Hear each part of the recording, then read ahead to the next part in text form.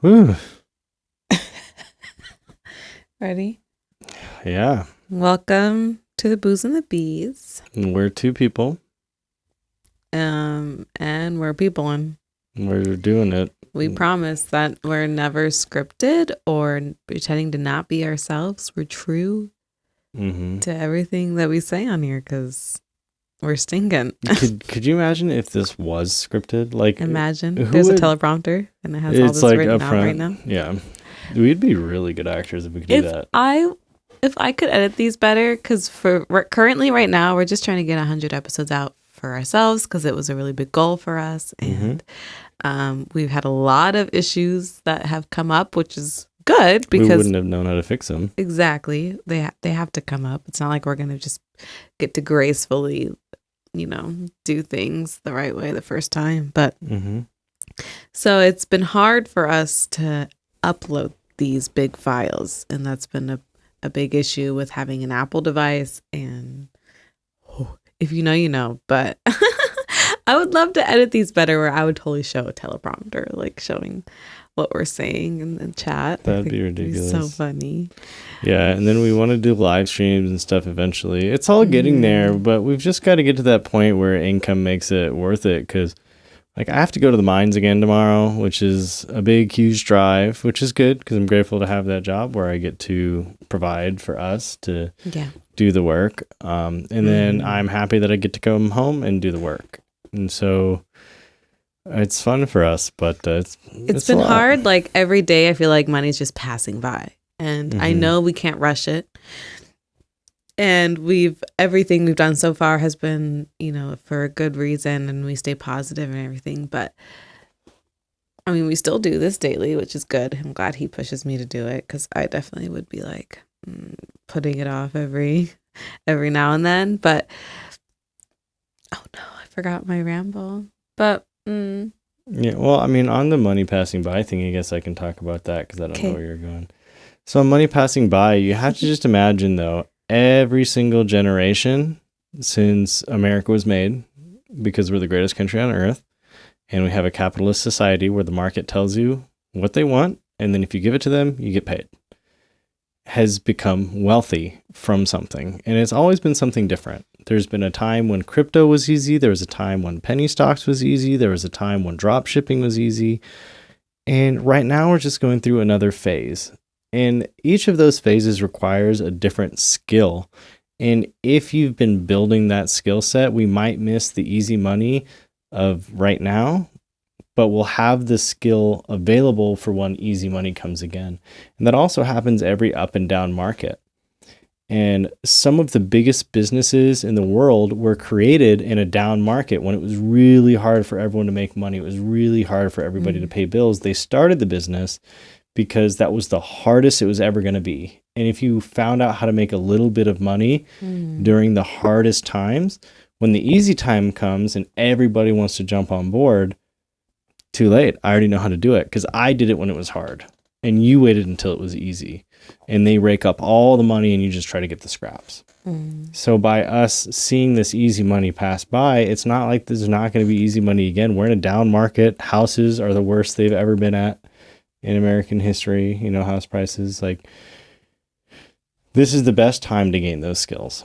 So though it's rough and though it seems like, oh, we're missing it, there's a million other opportunities we don't even know exist. We're only seeing the opportunities we can't get going past us. So let's just build ourselves until we can get those opportunities. But it is hard to see.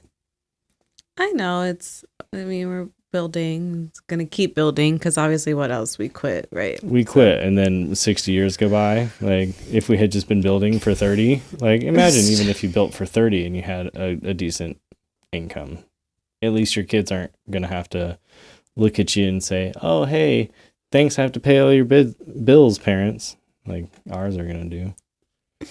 So at least we're not going to have that. Yeah.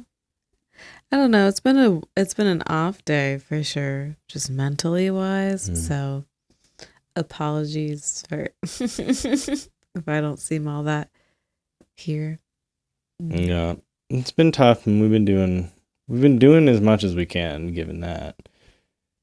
And then we found out one of the products we're doing a video needs to charge for 4 hours. And then my camera needed to be recalibrated. Yeah. And then like it gave me a pop-up warning. It's now just giving me warnings. I'm like, great. Good thing I have an $8,000 camera that never works. And then our lights are dead up front, as you can tell.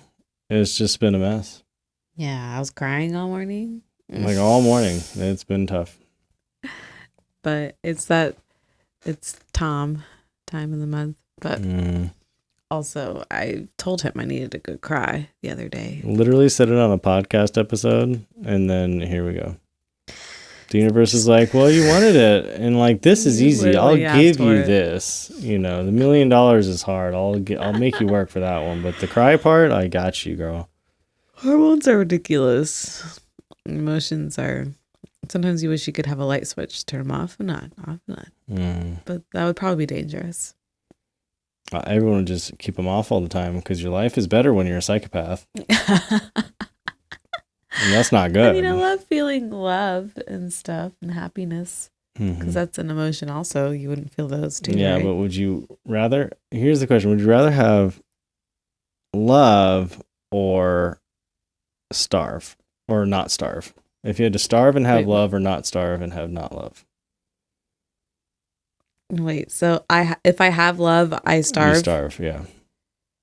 So if I want to be with you, I have to starve? Yeah. Well, then I guess till death do us part, babe. Like, so, yeah. But what is that?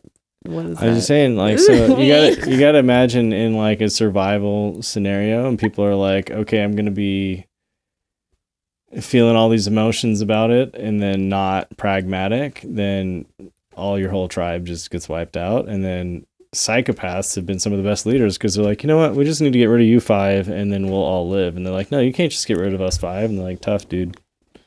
That's the choices. And so you can have emotions about it and wipe the whole tribe out, or you can have no emotions. So some of the most successful people in this country are psychopaths.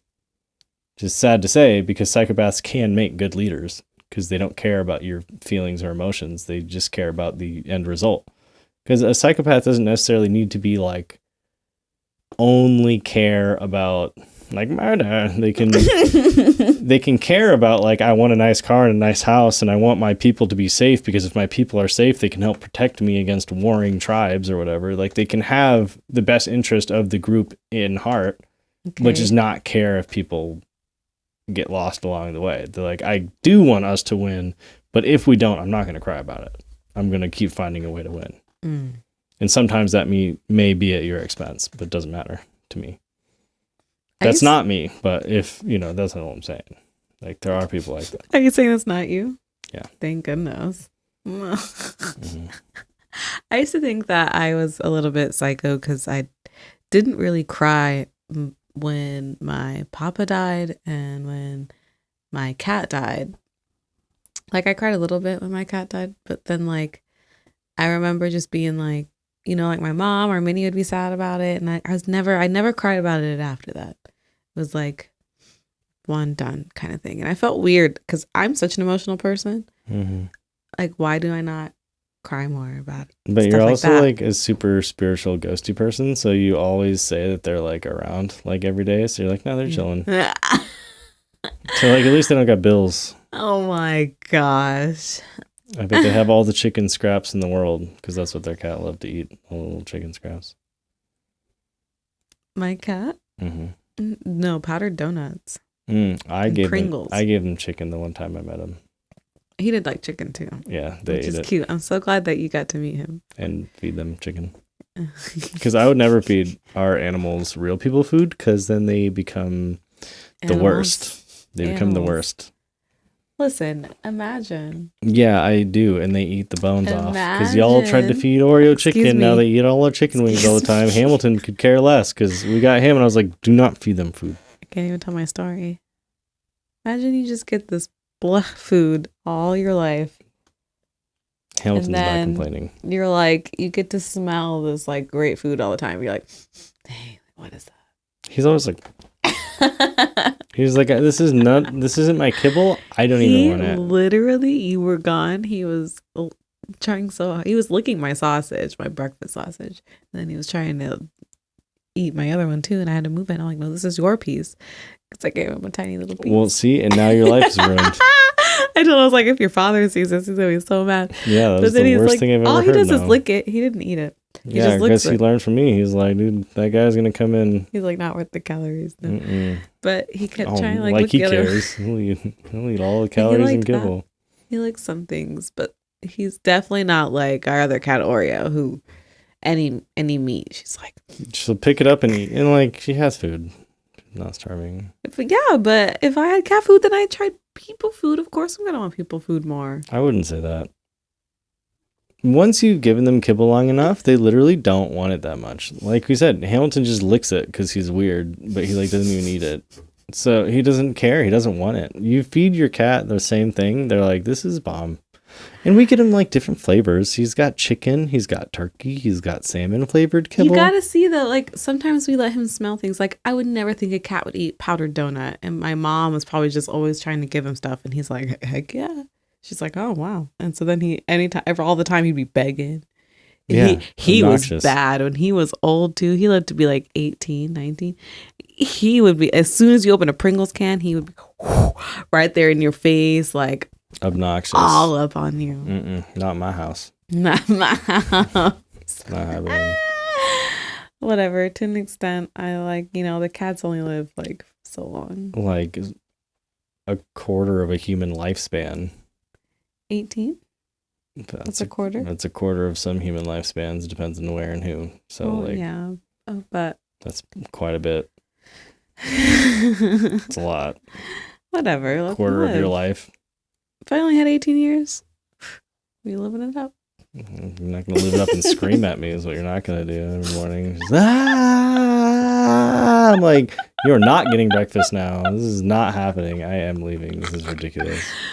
Man, I cannot break our cat to stop yelling at us to go outside. Because you ruined him. Me? He didn't care before. I don't think I let him outside first. I probably did. I'm not like the let my cat out person. I'm the anxious one. I'm the let the cat out person. Mm-hmm. That was me. We used to do it at our apartment, and that was fine because he was so small, and we had like this balcony, like confined space. But our backyard scares me because he always dug up our plants. But he doesn't do much when he's out there. He barely adventures out. He's 22 pounds of stink, of pure stink. He's the worst cat. But all morning, and he does it early in the morning where I literally cannot take him outside because it's too cold. And I'm like, Hamilton, every morning, Hamilton, we cannot take outside. It's like not even cold. He's probably just hot because y'all are just ridiculous. I used to keep my house at 69 before we got together. It still is 69 every morning when I wake up. It's great. Oh, so turn it up to 72. He probably doesn't meow at the door when it's 69. I bet. Watch. He does. It's 69 every morning, and he meows at me every morning. Did you not hear the story? I was there. I lived. I can redo it. Okay, yeah, go for it. Like so I was there in Hamilton looking at me. Are we going to call this stories about cramps and kibble? No, we got to do something like, I like when we're doing like this and this, like psychopaths and... Cramps and kibble. What? Cramps? And kibble, yeah. Why cramps? Because I was... I don't think I mentioned cramps though that much. Well, now we have like 20 times in the last 14 seconds. Now they're aware. Wait, what was the first thing I said? Cramps. No, you said that. Kibble. Also, we don't even give our cats kibble. Yeah, we do. Dog food. That's cat food too. They're both kibble. Kibble is... I'm sorry. What is it called then? What is it called when it's kibbles of food? It's hard dried food for animals. What is that called?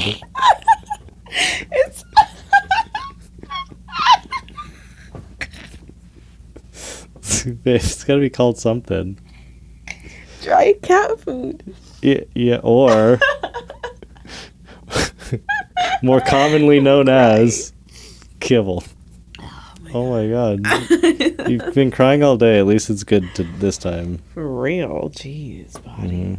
We didn't even get to clean anything today or do anything. Please. Yeah, someone has to back me up and agree that when you think of kibble, it's dog food. No. Not cat food. Cat kibble, dog kibble. They're just both.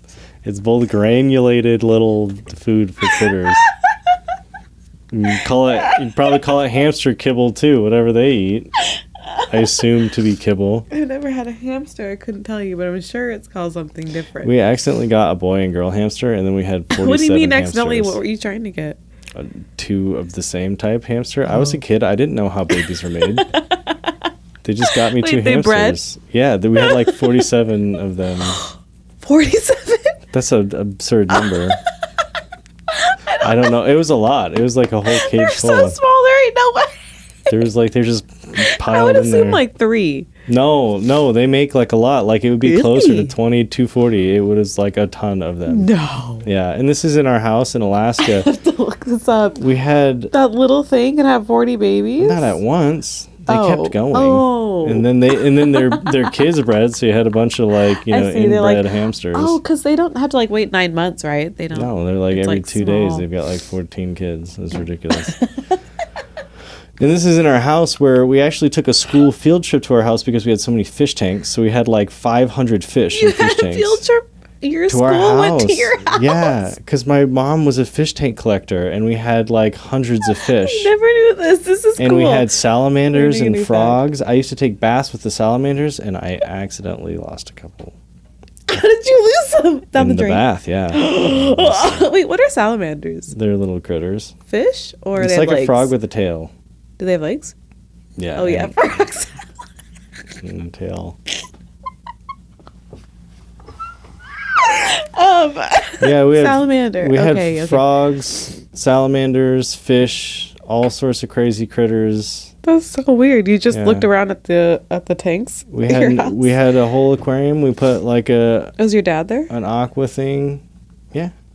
And we walked to our house because we're in Alaska. It's got like a population of 100,000 people. So like we just walked from the school there, like through the snow, all of us little kids in our outfits, just marching through the snow to my house. Did y'all sing songs? I don't know. I didn't, that's for sure. And then we got there and we were supposed to like stay with the class and I was like, VIP friends, come up here. Only my friends can come up here. And like we went upstairs and we looked at our million hamsters. Yeah. I had a ferret. I didn't have that one in Alaska. I had the ferret here. We had all sorts of critters. That's really cute. We had a ton of animals. That's so funny. Like, because of course y'all don't have a lot of places to go to for field trips, right? No. In Alaska. Really, there's not much. And again, who has like 500 fish? It was a lot. It was a comical amount of fish tanks. Your mom just randomly wanted them? She did them for years. Yeah, she had them for years. I think Alaska's just a bit lonelier than some places. And like my dad was a trucker, right? So he wasn't there very much. I'm surprised she doesn't have fish now. Fish. I'm too. She used to have a ton of them. And really surprised. Like she's never had a fish since I met her. No, she hasn't had a fish since we moved to Arizona. She stopped the fish tank. She probably just got sick of fucking cleaning them. Probably. They're a pain in the ass to clean. I bet if we ask her, she'll be like, "Those are a pain to clean." Yeah, she was like stoked when she was in her 40s. But there's like some cleaning ones now, right? That make it easier? Maybe. I hated that too. I remember I only had 2 goldfish when I was younger. I loved them dearly. I don't remember their names. Yeah, you also, you got to imagine too, you also had 2 kids to clean them for you. What? Because my brother lived with us in Alaska. Oh, I was like, I didn't. No, Mom. She had like 2 kids who'd clean them because you get these little magnetic things and they stick on the outside of the glass and then you like squeegee it and there's like a sponge on the other side so it like would clean from the outside. So like we would get bored and we would just go clean the fish tanks. Nice. No, I only had a little one. I think like a little bowl. But God, I wish I remembered the names of my fish. But there were 2 of them and one of them died because the other fish kept eating all the food, wouldn't let the other fish eat. So he died of starvation. Like hammy, stinking and fat. Stinking. And then the other one, because these are goldfish that I won at a fair, so usually they don't live long, but he lived I think almost a year. And then he died on Halloween, and I was really sad.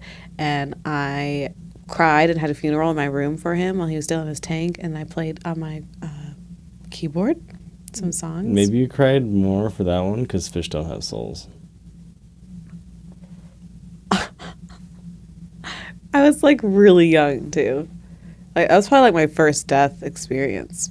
Honestly, it was. I still have never been to a funeral in my life, but I like a person funeral. But then we buried them. This is when we lived in England. Obviously the goldfish. I just told you. Yeah. I'm not lying about we buried fish. them in a random like tree like spot in England. So if anyone ever finds them, like some toothfish, would they disintegrate because they're so small? Dang it. No, not just because they're small, because plants eat dead things. But so people disintegrate over time? That's why you put them in a box. Oh. And also why they fill them with all sorts of chemicals. I don't want to be filled. I want to disintegrate. That's how you grow trees. Like, I want to be planted under a tree so I can grow a tree.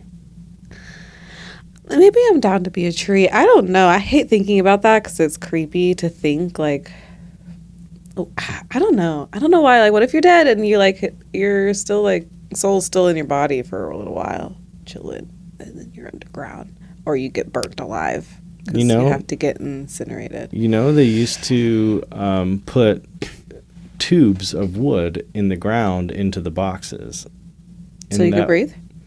That way you could breathe, but also you would hear the screams, and then you could go dig them up because they weren't actually dead. Did that ever happen? That happened a lot. That's why they did the tubes. They didn't do it just for fun. Why did that happen? Because they accidentally buried people who weren't dead because they didn't know they weren't dead. Because it was too hard to determine. They just got then? Knocked out really bad, and then they were buried. Terrifying. They're like, no way, but they yeah, survived like, that. They got trampled by an ox. They're totally gone, and then they're under the ground. They're like, God, now I'm all hurt, and then it's dark, like and like, oh, someone's screaming in the graveyard, and then the grave guy would come and dig them up and be like, all right, you're good. I was gonna say something, but I forgot. But that's why you'd actually hear graves in like screaming in the graveyards. Like, that would freak you out. Oh my God. Oh yeah, I was gonna say, I know we're like pretty sure like, someone's dead and they can't feel anymore, like once they're dead and stuff. Like what we don't know 100%. No, people come back from being dead. We know you're dead 100%. We know for a fact your heart stops. But that doesn't mean you can't be resuscitated. So you can die and then undie. You can do that, and that happens. Well, that's only in like a quick, short amount of time, right? It depends. Some people can go a little while. That's crazy to think. Mm-hmm. Anytime I look those up, they seem just like crazy, like religious stories. Yeah, they always got some trippy thing to say. Mm-hmm. Mm-hmm. The NDAs, the NDEs, near-death experiences. Mm-hmm. And it really doesn't mean near death. It means they did experience death. And they came back.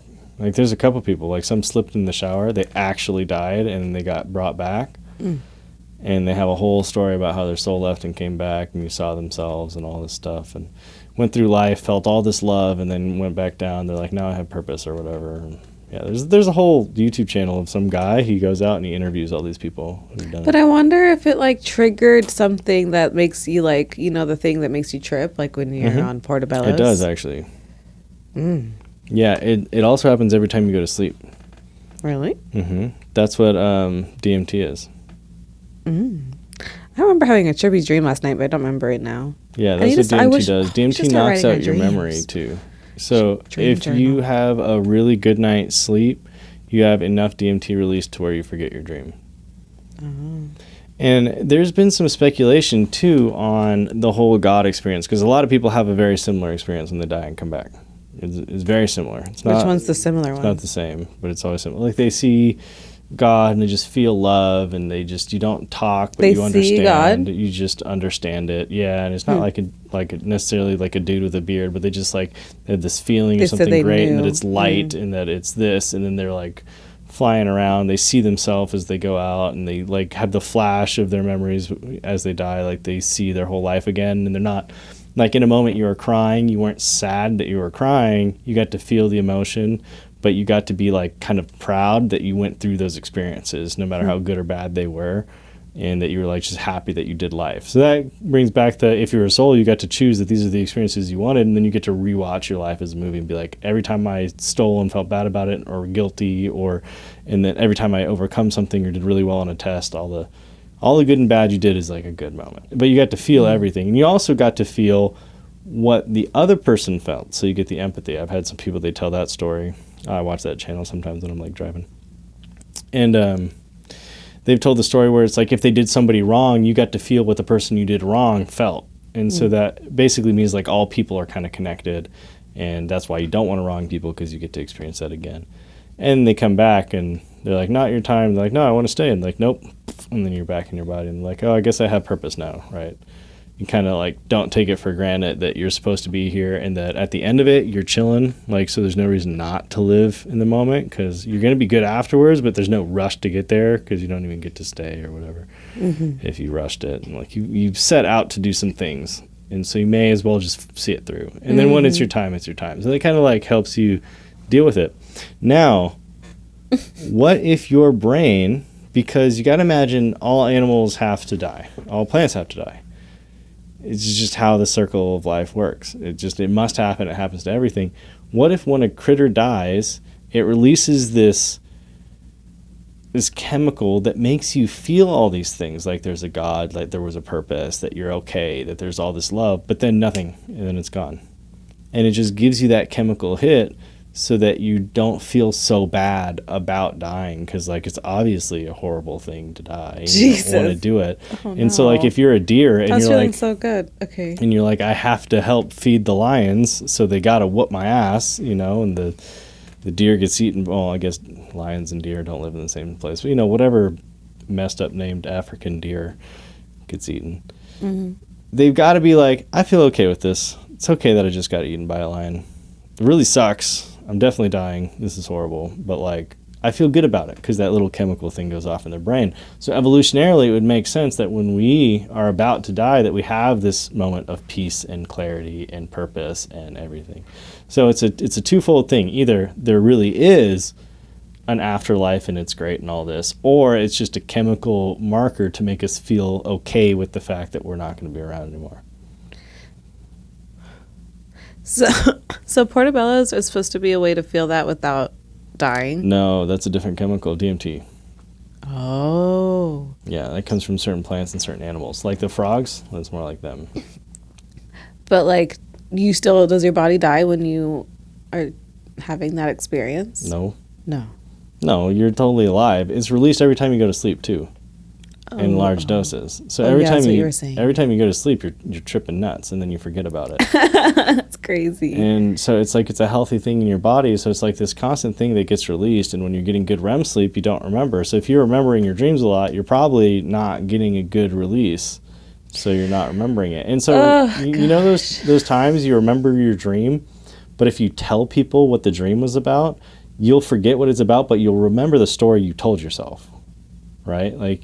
So if I said, oh man, I had this dream and my friend was there and you were there and we were at Disneyland and this happened, and then you'll forget it, but then you'll remember that you told us what happened. And so that actually becomes the memory, and you kind of fill in what the memory is. Right. That's why I want to get a dream journal. And so that's kind of what DMT is like, is that you go through that experience, and then if you tell people about it, then you'll kind of fill in what it was like, and then your memory kind of fills in with what story you told yourself, because you will forget it. Yeah, that's why I'm glad I told you and other people after certain experiences, because it definitely does help you remember the story. Yeah, that you tell yourself. Yeah, but then it does also help trigger like the memory. Like you can kind of picture it. It's probably not fully from what you remember. Yeah, you wouldn't picture it fully, but you would kind of get, oh yeah, that's what I was doing right then. And then you can kind of get, especially if you're honest with yourself. You know how when you're playing heads up, and you have a clue that if you heard what I'm telling you, I would know what it means. Like she'll say, hot dog, diggy dog, hot dogs. And she'll be like, it's obviously Mickey Mouse. And I might say, Disneyland has the ears. And I would know that's Mickey Mouse, right? So other people have things, as long as you're honest with yourself. If you're telling a story to somebody about your own experience and being honest with it, the memory you fill in, because the words you said are the words you would say to yourself to have that imagery in your mind. It's going to be a pretty close interpretation of what happened. So that's with like the near-death experiences. I'm sure a lot of the people forgot, but they told the story and they wrote it down and they like talked to people about it immediately. And they're kind of recollecting a story they told themselves, not necessarily exactly what happened, because there's no way. So it's like the feelings you get and the experiences you had in like a bright light, or like geometric shapes, but I couldn't tell you, oh, it was exactly this type of triangle or this type of tetrahedron or an octagon. Like, I couldn't tell you what shape. I just know there's some stuff like going life on. is literally like no.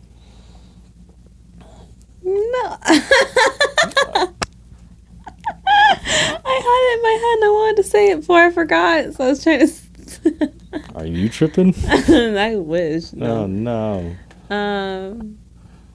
Yeah. I don't remember now. But that's the thing. It's a totally natural thing. It's really cool. And there's been studies on it that shows that it helps you reset your brain and help your pathways kind of develop properly. So, for instance, if you're taking a math test, the worry center of your brain might be going off instead of just the math center of your brain. And when you do DMT, it's like kind of restarting your computer, and it helps your brain just go directly to what it needs. So instead of going to the worry center and then the math center, it goes just straight to the math center. So you're actually faster at answering questions. You feel invigorated. It's kind of like a reboot for your system when you do that. So people who get good sleep, you kind of get that reboot every night, you know. And then so some people, they'll go out to retreats, they'll use ayahuasca or whatever, which is a similar type of chemical, and wow, my life has changed now. And all these past traumas are gone because those wirings weren't helping me out. So it kind of helps you rewire your circuits a little bit and kind of place them in the right order. So it's neat. It's a neat thing. I'm still stuck on that. I was feeling good about, oh yeah, there's going to be something good after. But then also just, it could just be like your brain just helping you out. Yeah, but either way, there's no point in not having the good moments. And like that's the other thing is, no matter what it is, if you are and aren't important, like if there is or isn't an afterlife, your brain still kind of gives you that purpose to say, but you're still allowed to exist now, and you're still allowed to enjoy it. And it kind of helps you say, it's like, no matter what it is, I'm still more content with life. And if anything you can take from that is, I don't know what the future holds. No one does. Nobody can. And you may as well just trust it is the best possible outcome, or whichever one you like the most, and then move forward with that. Because why not? I could think, oh no, life is horrible, and then we're going to end. It's going to be meaningless. Oh no, yeah. Or you could just say, mindset oh, we have a great, total, amazing afterlife, and you may as well live with that one because you can't prove either. Why not just live with the good one? Sometimes I used to think it's whatever you believe is what's going to happen. Sure, and if that helps you get through the day, then great. Because it'd be scary. Like, what if you're about to die and you're like, God, nothing's going to happen. Yeah, that's why a lot of people become religious at their deathbed. Because they're like, may as well. Yeah, I can see that. And that was one thing. Like, I have an aunt who wasn't religious for a long time, and then she got very successful. She has a wonderful family. Probably one of the more successful children out of the bunch that came from our grandparents. And they said they became religious way later in life. And everything just started to be good after that. And you've got to think, because some things you give up are against your religion, like excessive drinking or messing around with the wrong crowd or getting caught up in like relationship squabbles when you're just supposed to like accept that good things are going to happen and put good things out into the world. And like the Bible tells you to do all these good things, and you're like, I just stopped hanging out with the worst people. Bible told me to, and I wasn't listening to it. I was like, no, I'm going to be different. And it always sucked when I hung out with horrible people. And I stopped. And now my life is great. So I may as well just say it was God. Because the alternative is I do all the same things I'm doing now and think it was nothing. Or I think it was God, and God has the afterlife part. So I'm going to do that one because that's the better one, you know? And it's like, you're happy with that. And that's awesome for you, you know? So I would rather people, if you have the choice between absolutely nothing or something, to choose something as long as it's good something. Does it make your day better? Then do that one. May as well. Now, this is a lot of topics. It's not just cramps, kibble. It's like cramps, kibble, and Christ. No, I think it should be psychopaths and near-death experiences. Psychopaths and near-death experiences, and then like the beginning of it is like, I'm a psychopath because I'm on my time of the month. Well, I can't edit it, so next time. Now time is knife video. Yay. And we're gonna be chicken productive. Wings. Or sorry, we don't have wings. Tenders. Yeah. I want 100 tenders. Goodbye. Wait, We have asparagus too. Do we grill it? Do you like it grilled? Babe, guffaw. I'll talk about this after. Oh my word. They don't want to hear about our asparagus. Guffaw. I'm out of here. No, I don't want them to hear me say that I don't want chicken tenders. No. Oh my God. No. No. No, God. He already offered for me. I could order food, so that's already in my head. Okay, just do it. Guffaw, love ya. Guffaw.